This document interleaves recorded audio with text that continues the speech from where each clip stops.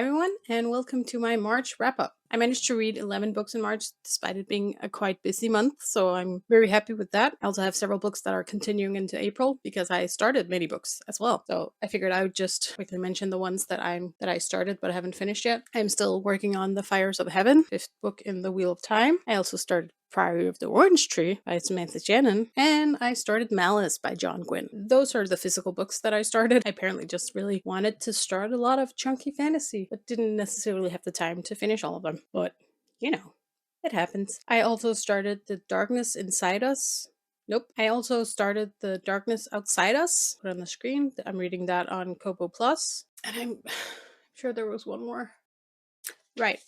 I'm also listening to Ninth House, beginning of the month. So that's all the books that are carrying over from March that I didn't finish, but that I started. So they'll probably be in April's wrap up. Now to the books that I actually finished. So the first one I finished was The Darkness Manifesto by Johan Eklöf. I listened to this on audiobook. It's a nonfiction book focusing on the importance of darkness, both for humans, how our whole rhythm works with dark and light, and also for a lot of different animals, how important darkness is and how detrimental light pollution is to like the whole ecosystem. I found it very interesting. I did know some of like the science behind circadian rhythm and things like that already, but still it was nice to get a little refresher, and I found it super interesting, especially like a lot of how important light pollution is when it comes to like creatures like moths and how they're kind of disappearing and how they're super important pollinators, and it's not great. Yeah, it wasn't like, I think it was a 5 or 6 hour audiobook, so it wasn't super long, but it was very interesting.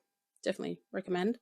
I didn't rate it because nonfiction, I find I have a hard time rating. I decided not to. Next up, I read Lejlighed 13B Sasha by Sofia Mrodam. This is a Danish book where we follow a young girl who just finished high school. She's moving into an apartment with 3 roommates she's never met before, and kind of follows her in this whole new situation, and then with a lot of focus on her not so nice boyfriend. That's the nicer way to put it. I gave this 3.5 stars. I did like it, and I did enjoy the story and like the exploration of this relationship. I did like her building friendship with her new roommates and getting a job and kind of following her and the beginning of her adult life. I talked about this book in my 24-hour reading vlog as well, but there was one thing that made me not really connect with our main character as much as I was probably supposed to, especially with her relationship. It was the fact that we never saw her boyfriend be a good boyfriend and be like a nice dude. He was always a jerk from right from the beginning, and it kind of like he was controlling from the beginning, so I never really got that emotional connection to like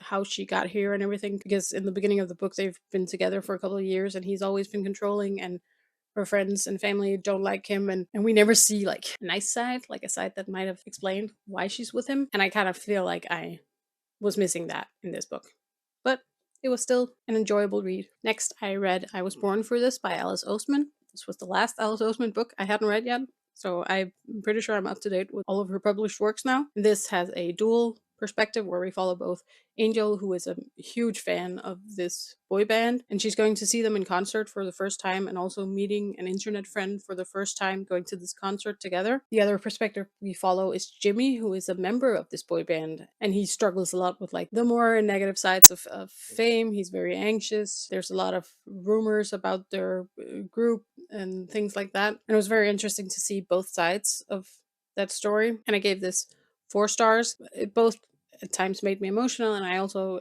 as I mentioned, I found it very interesting to follow like both sides of this parasocial relationship that people sometimes have with celebrities, where Angel feels like she knows Jimmy to a huge extent, and she doesn't. She only knows the side that he shows to the world, and Jimmy is dealing with all of these other things behind. And yeah, it's quite an interesting book, so I would definitely also recommend it. It's not my favorite of Alice Oseman's books. That's still going to be, if we're talking about her novels, definitely going to be Radio Silence. That's my favorite.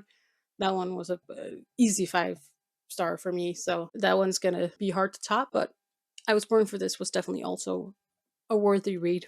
Next, I listened to another nonfiction book on audiobook, and that was The Hidden Life of Trees by Peter Wohlleben. This book talks a lot about how trees have like communities, how they support each other, how important they are for ecosystems, how they work, and all these kinds of things. It was very interesting. There were a lot of things I didn't know. I had heard the whole like the trees communicate with each other, but he tells like a story of a tree that was that like a tree stump that he found that was felled like 300-400 years ago, but the roots were still alive because all of the trees around it was like keeping it alive and like giving it glucose. And I just, that was, made me a bit emotional. It's like that's a level of like community I didn't know that trees had. So that was super cool, super interesting to read. It also goes into like the problem with old forest versus new forest that people might try to plant to like replace things that have been logged for years and years ago. So that was also very interesting. Again, I didn't rate it, but it was definitely an interesting read. And then my next read was The Shadow Rising by Robert Jordan, the fourth book in the Wheel of Time. Now I have a whole blog on this, so you can get many more of my thoughts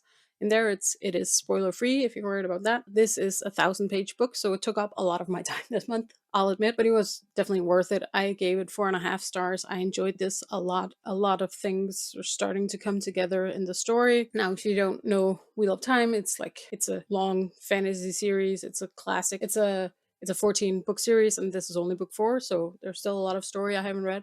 But we follow Randall Thor, who's, a farm boy whose village is attacked and things happen from there, and they have to him and some of his friends have to go on a journey. And I could go into a lot more detail, but this is book 4, so I can't really say what this one is specifically about. But I do definitely feel like the story is coming together. It is multi POV. I at no point felt like there were POVs that I didn't want to read. All of them I was interested in. Everything that was happening was keeping my attention. I just had a busy month, so I didn't really have as much time to sit down and read for a long period of time as I like to do. But this is definitely a good book. Again, I haven't read the whole series, so I can't recommend all of it, but for now, at least the first 4 books and what I've read of the 5th one, I definitely do recommend it. I am having a great time with this series. After that, I read Gwen and Art Are Not in Love by Lex Croucher. Listen to this on audiobook. In this, we follow Gwen and Art. Gwen is the Princess of England and she's betrothed to Art. Problem is they don't like each other, they hate each other, and that's just one problem because on top of that, Gwen kind of has a crush on a lady knight, and Art is more interested in Gwen's brother than he is in her. So, it's not a great match. I did enjoy this. I found it quite fun. It's very like rom-com-y, set in medieval England, but it's like fun and lighthearted. I gave it 3.5 stars. I enjoyed it, but I never really connected with Art and Gabriel, Gwen's brother. Like the relationship there never really did it for me. I think because Art was kind of annoying at times, and I never really connected with him. Though I did really like Gwen and Bridget's relationship, but it was still, a fun, entertaining read. That sounds interesting. I recommend picking it up. After that, I read Adrifts in Currents, Clean and Clear, such long titles, by Shannon Maguire, which is the 10th book in the Wayward Children series, which is a series of novellas. They're all like around 200 pages, and they revolve around different portal fantasies where it's all this interconnected network where in some of the books we follow a child that's going into a portal world, and then in some of the other books we follow the children as like after they've come back and they're in this school trying to like not rehabilitate, assimilate back into the real world again. And in this 10th book we follow Nadia, who grew up in a Russian orphanage but was adopted by American parents. She grew up without one of her hands. She was born without a hand, so everything she knows how to do with one hand because she never had both. And then she's adopted by this American couple, and they have like a lot of predispositions of what this child would be and feel and things like that. And they expect her to want a prosthetic arm, and they expect her to be grateful for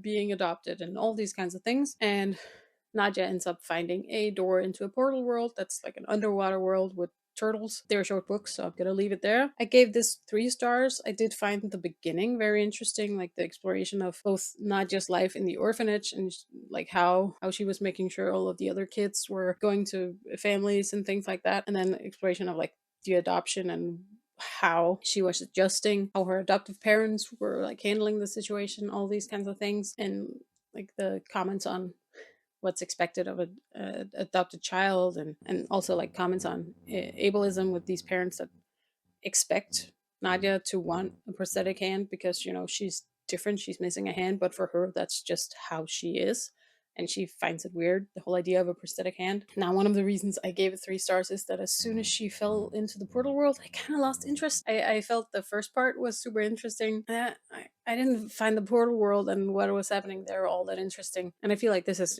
10 books. It's been very up and down for me, the series. Like some I really, really love, and then some are 3 stars and like meh. This one, like again, the first half I found super interesting, and then for that, not so much. Overall, I would still recommend the series, but there are definitely ones that hit and ones that miss. After that, I read Yield and the Great Persuasion by Alexander Rowland. This is like a fantasy romance, I guess it is. Yeah, it's a queer fantasy romance where we follow Tam, who has been having this kind of enemies with benefits relationship with Lifford since they were teenagers. He's hated Lifford since they were kids. There was an incident that happened that he has not forgotten, but at the same time he just can't resist him, basically. And in this world there are different gods that have like different areas that they're gods of, like a god of the harvest and things like that, and the gods are real and they can have favored ones that they can allow to use like magic powers related to their area of godhood, which I found super interesting. I gave this book 4.5 stars. I enjoyed it immensely. I was not expecting how emotional it made me at times. There's a lot of like exploration of how this incident that happened when they were children has really impacted Tam throughout his adult life, both when it comes to, of course, like how he sees other people and how he thinks other people see him and his sense of self worth and things like that. And I think that was explored in a really interesting way. I really enjoyed Tam and Lifford. Lifford has the patience of a saint, but I found them very interesting. Tam was hilarious at times. He was quite grumpy and like distrusting of people, but at the same time very good with people and like bit of a, I was about to say bit of a gossip, not so much in like giving out gossip, but just like he runs a tea house, so he like knows all the dirt on people in the village. And I found the world building with the gods and everything quite interesting as well. Though the biggest focus and what really drew me into the story was like Tam's journey. He's also sent on some quests that were quite interesting, but a lot of his like self-reflection journey was very interesting. I definitely enjoyed it. Highly recommend. And then I read Crossroads by Riley Hart, which is an romance. I was apparently in a mood. In this, we follow Nick, who is recently divorced, just moved into a new home, has a new neighbor. I'm blanking on the name. I believe it's Bryce. And they start up this friendship. Nick basically doesn't really know how to like have fun and go out and meet new people. So Bryce tries to teach him. While doing all of this, they start to have feelings for each other and both go through like a bisexual awakening parallel to each other. There's also themes of like family and family expectations and things like that. I gave this 3.5 stars. I did find it interesting. I did like Nick and Bryce. I like their relationship. This is a relatively spicy book, I would say, which is normally not like what I go for, at least not books that are like spicy for the sake of spice. But I did enjoy the like self-discovery part, the family dynamics for both of them, and like family expectations and things like that. But I'm not planning on continuing on with the series. It's like a series of standalone romances as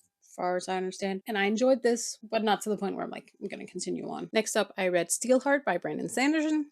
This is the first in his Reckoners trilogy, which is a YA fantasy with sci-fi elements as well, I would argue. In this world, there was this event that suddenly gave like random people superpowers, which led to a lot of cases of like the strong dominating the weak and kind of taking over control of different areas. In it, we follow David, whose father was killed when he was young by one of these epics named Steelheart. Epic is the name for these superpowered individuals. He witnessed his father's death and has since spent all of his time like researching all of the epics, taking notes on everyone, gathering all the information he can find, and especially looking into their weaknesses, because each epic has like specific weaknesses that can be exploited. And then we have the Reckoners, which is a rebel group that goes around and assassinates epics. And David ends up involved with this rebel group, and I'll leave it at that. This is a very fast-paced book, I would say. Quite entertaining. I gave it 3.5 stars. Every time when I was sitting down and reading it, I was like very interested. I was following along. It was going fast, and I wanted to keep reading. But as soon as I put it down, I kind of forgot about it. So it wasn't really a book that like stuck with me and made me want to continue coming back all the time and reading. So I kept forgetting about it for like a week at a time, and then like spotting the book and being like, oh right, yeah, I should continue reading this as well. As a beginning to a trilogy, it's fine. It does like the world building was super interesting, as I've come to expect from Brandon Sanderson. I found like the whole system super interesting. It's of course very specific, as his magic systems normally are, and I liked David, our main character, a lot. Like his whole very determined research of all of these epics was interesting. The side characters, like some of them I enjoyed, some of them I was kind of mad about, but overall I did find the story interesting, and it is quite action-packed, and there are some twists and turns and things like that. So I am definitely continuing on with the trilogy. We'll see how it goes, but I did enjoy it. And then the last book I read this month was Lockjaw by Matteo L. Cirilli. This is a YA horror book featuring trans characters. It's set in a small town setting. It gave me a lot of like Stranger Things and It vibes, where there was a kid that was killed in the beginning, and then we have a group of kids kind of trying to figure out what's going on. We have a homeless teenager who's recently come to town and is looking to like start his life over, and then something is up in this town, and it's hard to say much more without giving away elements of the book. I gave this 3.5 stars. I gave a lot of books 3.5 stars this month, but it was just that kind of month. I listened to this on audiobook. I think one of the problems I had was that I enjoyed the